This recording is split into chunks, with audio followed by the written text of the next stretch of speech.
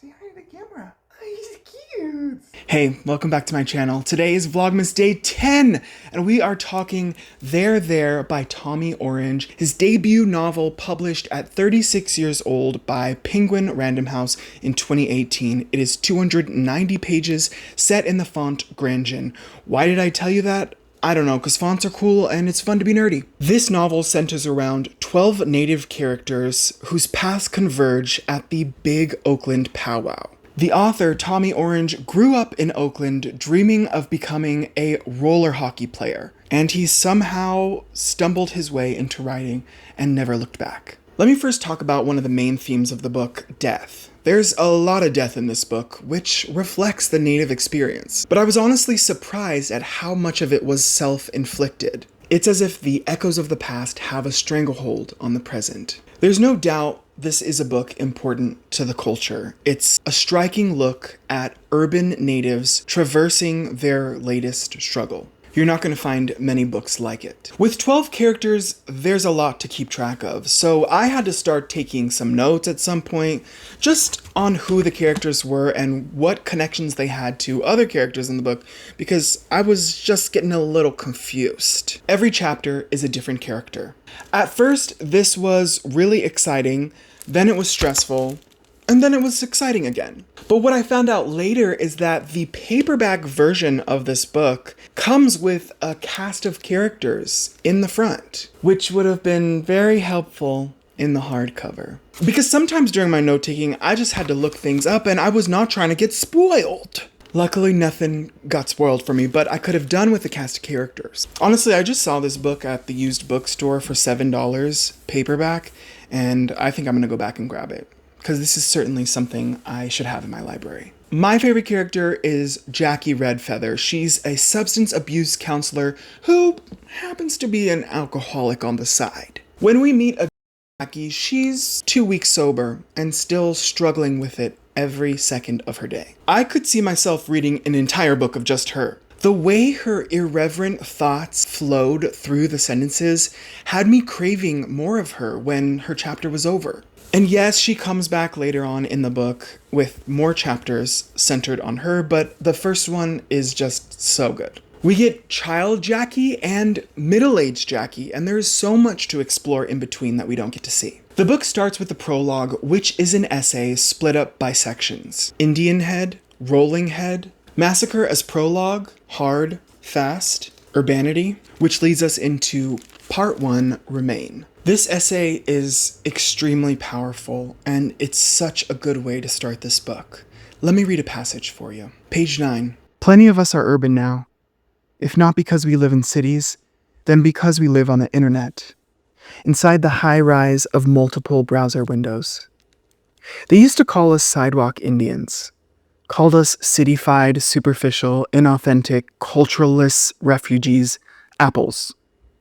An apple is red on the outside and white on the inside, but what we are is what our ancestors did, how they survived. We are the memories we don't remember, which live in us, which we feel, which make us sing and dance and pray the way we do, feelings from memories that flare and bloom unexpectedly in our lives, like blood through a blanket from a wound made by a bullet fired by a man shooting us in the back for our hair, for our heads, for a bounty, or just to get rid of us. I mean, this is on page 10. Like, holy shit, I was like, what the fuck is this guy about to do in this book? And honestly, he does quite a lot. He tugs at those heartstrings aggressively. Listen, it's about to get real sad, so before we do that, I just need to show you my latest Target purchase, $3.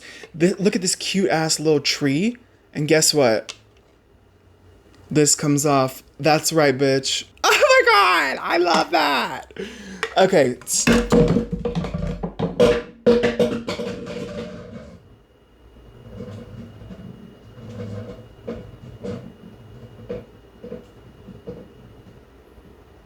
Back to the book. Part 2, Reclaim, kept me engaged because we were still meeting new characters. And honestly, it was pretty fun trying to figure out who everyone was connected to and how their paths would cross in the end. And before we get to part 3, there's an interlude which of course acts as an intermission with another fantastic essay. We get to part 3, Return, which starts with a James Baldwin quote, "People are trapped in history and history is trapped in them." And finally we get to part 4, Powwow. The ending is sad. There's no way around it. It ends with the powwow you've been hearing about all book, and it just devastated me. I would love to know why Tommy Orange decided to end it this way. I'm not going to give away any spoilers, but I'm going to have to sit with this ending for a while. There was a moment yesterday when I had to run an errand, so I threw the audiobook onto my iPod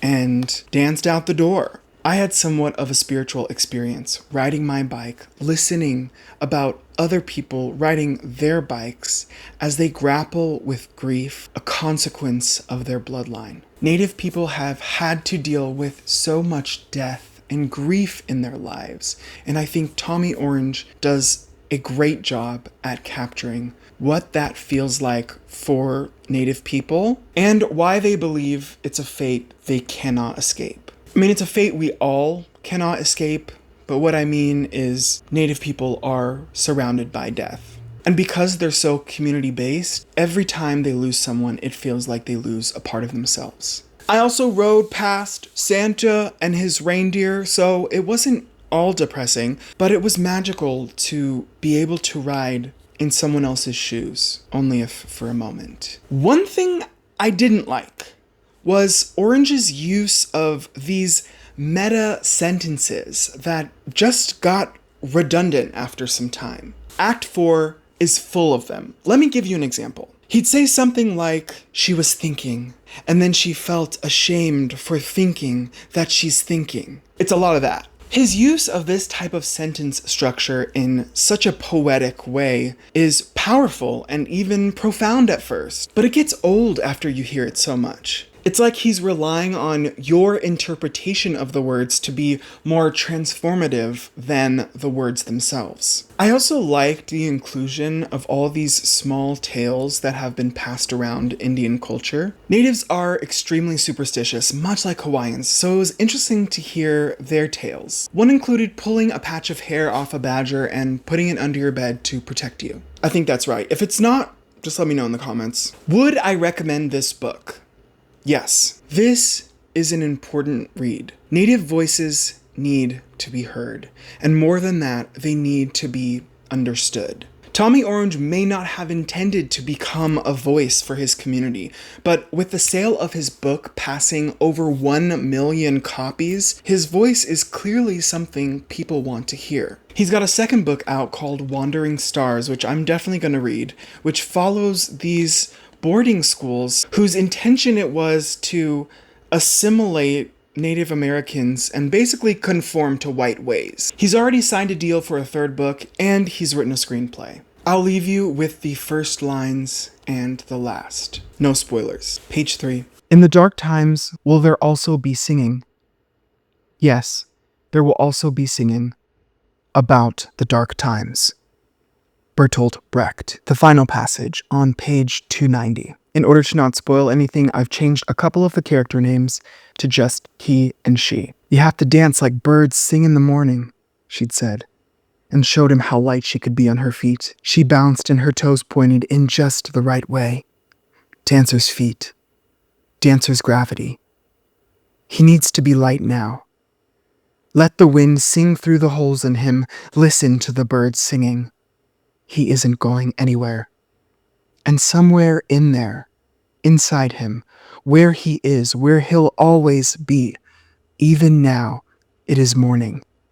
And the birds are singing.